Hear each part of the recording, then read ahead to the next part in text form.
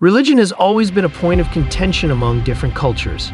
Its impact on an individual's life can be profound and multifaceted, influencing nearly every aspect of their existence, from personal identity and moral values to social interactions and overall well-being, which of course can lead to people having difficulty interacting with those who don't share the same beliefs, and this includes family. Respecting individual beliefs and finding common ground can help mitigate the separating effects of religious differences within families. In today's case, we'll cover the case of a young woman who sought comfort in a religion contrary to her family's own beliefs. But within the walls of the church that was supposed to protect her, she met a devil in disguise who took advantage of her and ultimately ended her precious life.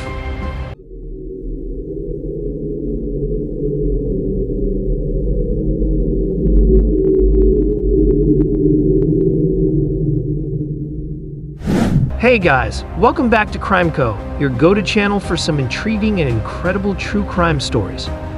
Before we continue with today's case, remember to subscribe to our channel, hit the like button, and turn on the notifications. Help this true crime community grow even more. So buckle up and get ready to go on a wild ride with us. Today's case takes us to the quiet town of Hertfordshire, where you almost breathe history. All across its beautiful streets, there are remnants that go a long way back in time, up until the Roman period. Everywhere you look, there are lots of medieval style and Tudor houses and buildings well preserved, and people can easily imagine just how much history those walls hold.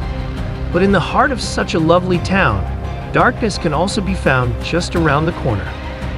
Joy Morgan was a sweet young college girl who wanted nothing more than to help others. She was born on February 12, 1998, in Hertfordshire, UK, and since a very young age, she knew the hardships of a home. Her mother, Carol Morgan, used to work 12 to 15-hour shifts as a caretaker to put food on the table for Joy and her siblings.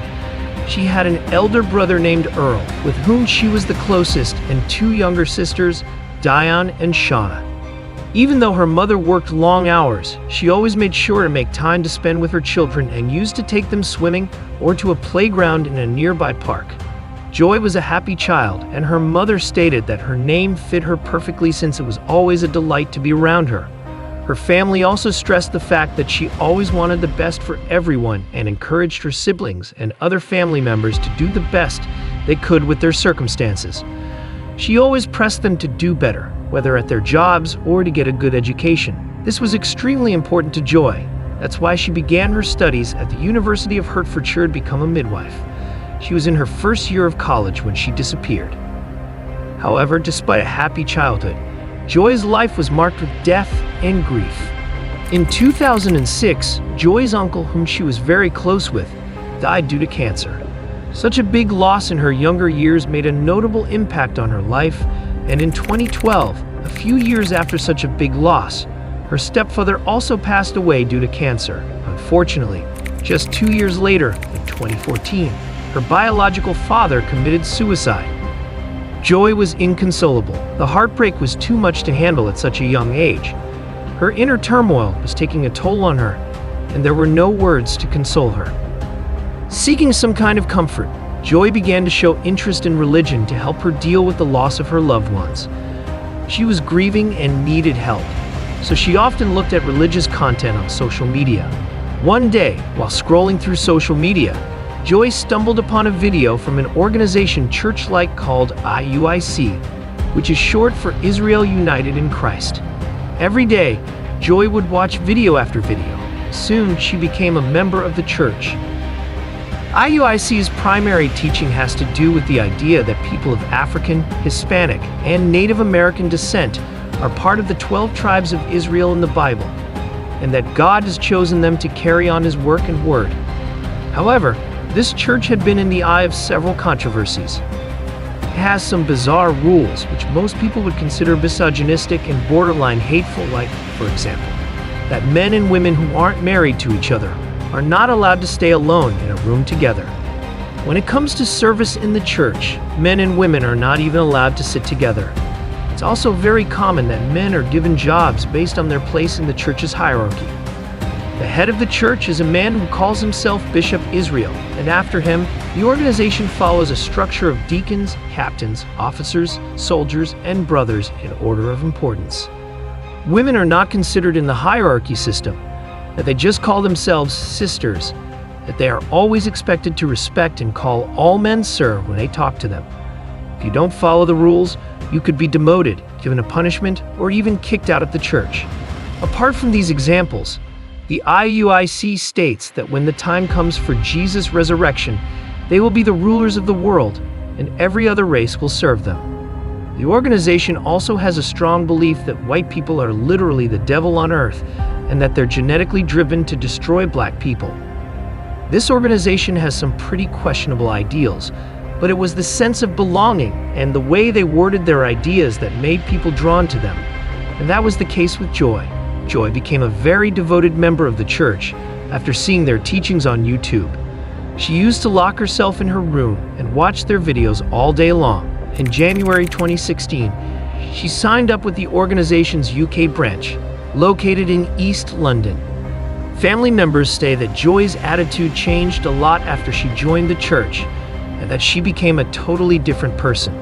She was no longer the sweet and happy girl they knew, but instead became racist towards her sisters, who were half Caucasian, often referring to them as demons or devil spawns. Her family knew that those weren't the words of Joy. She loved her family, so they knew that something shady was going on within the walls of that church. It was like Joy had been brainwashed of some kind and turned into someone they couldn't recognize anymore. Carol, Joy's mother, was frustrated with her daughter's recent behavioral changes and snatched her laptop away, believing that she would eventually come to her senses. But the IUIC had a strong hold on Joy, and she defended her newfound love for this organization. Joy and her mother couldn't see eye to eye on this matter, and after many fights, Joy decided to leave her home.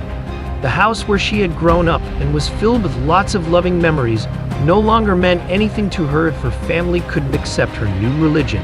This whole situation took a significant toll on Joy and her family's future relationship, and they became estranged from each other, only reaching out a few times. Joy had nowhere to go, so she was homeless for some time until she was housed in one of the many local council houses.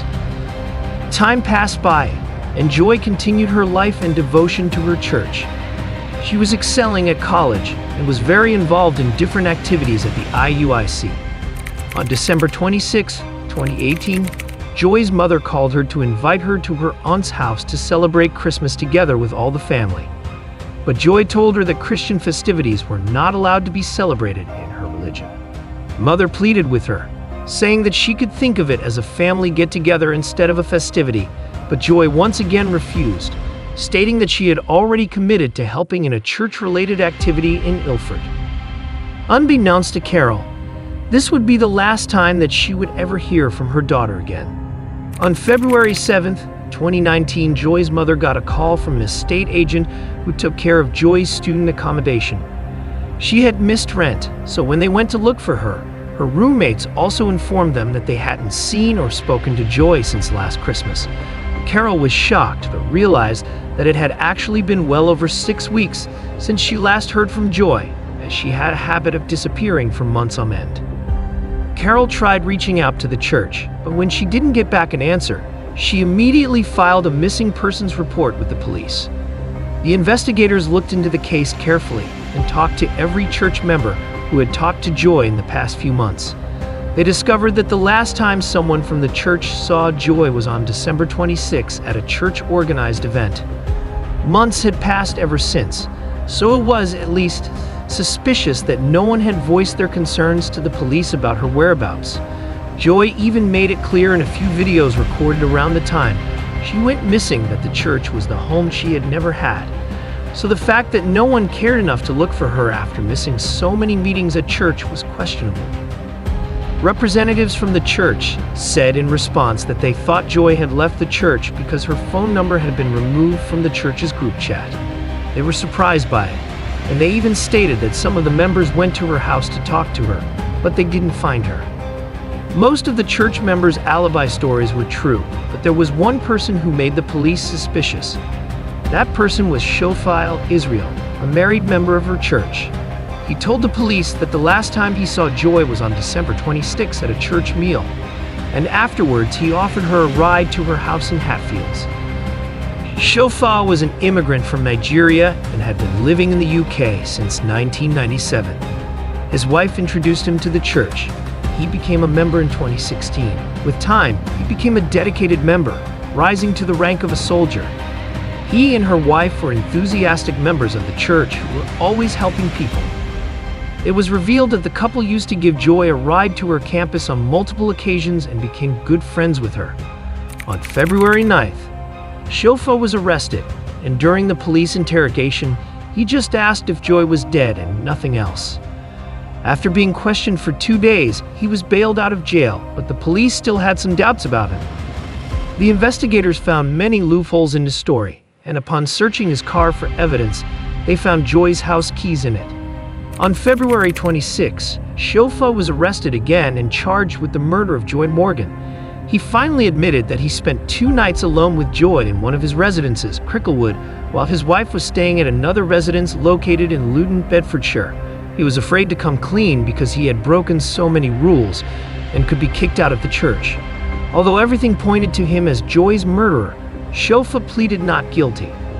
During the trial, some pieces of truth were revealed.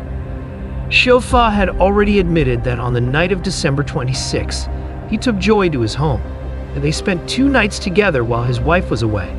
But he made it clear that he only saw Joy as a daughter, and that during her stay with him, she slept on the couch. When questioned about what they did in those 2 days, he stated that Joy was thinking about leaving the church, and that they'd both watched lots of videos on YouTube about people who had left the church and their stories about everything shady that happened while they were members. But a shocking piece of information changed everything.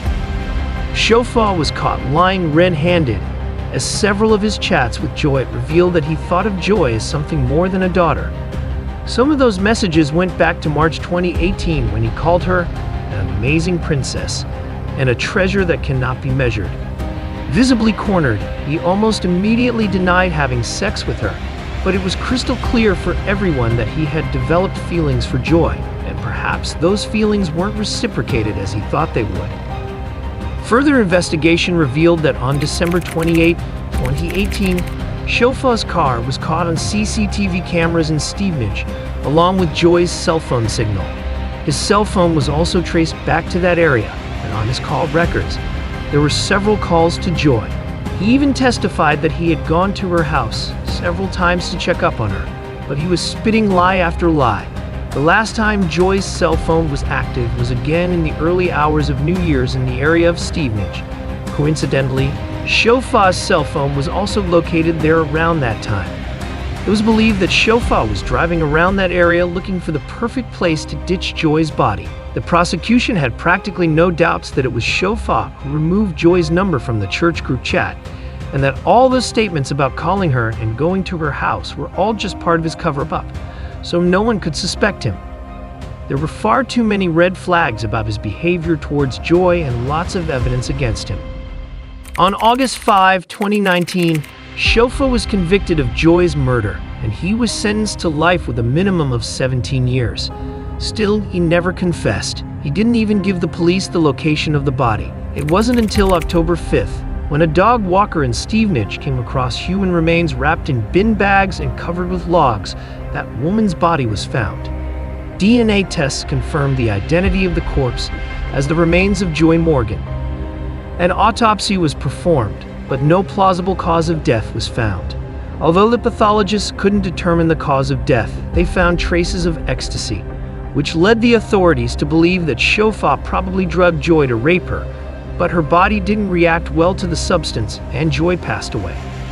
Finally, Joy's family got the justice and closure they deserved. Joy Morgan believed with all her heart in the teachings of her church and considered its members to be part of her family. She didn't know that her faith could lead the wrong person into her life. Joy definitely deserved happiness after leading such a difficult life, which she did find with the church, only to have it taken away by someone she believed to be her friend. Thanks again for joining us in this story. Before you go, let us know what you think about this incredible case in the comments section.